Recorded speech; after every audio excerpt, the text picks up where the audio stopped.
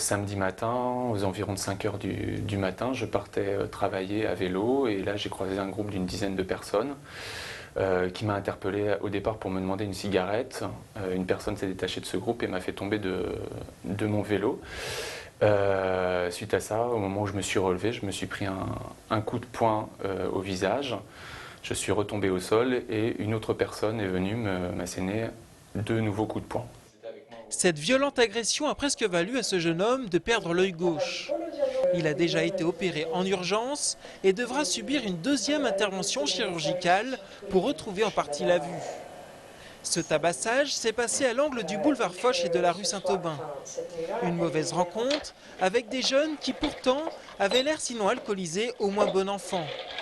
Un fait divers de plus, peut-être, mais il vient s'ajouter à une liste déjà longue.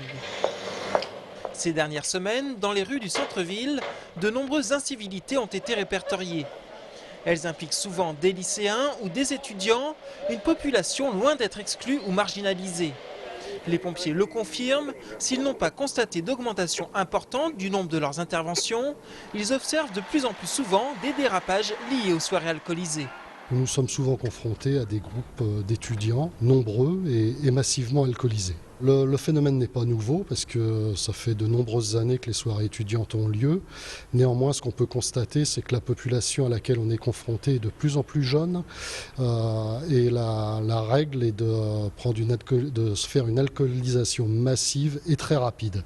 Donc nos interventions commencent pour la plupart d'entre elles à partir de 22 heures pour se poursuivre très tard dans la nuit. Concernant le jeune homme qui a subi des coups samedi dernier, une enquête est en cours. Sur le site internet Facebook, en 2 jours, plus de 600 personnes se sont émues de ce fait divers.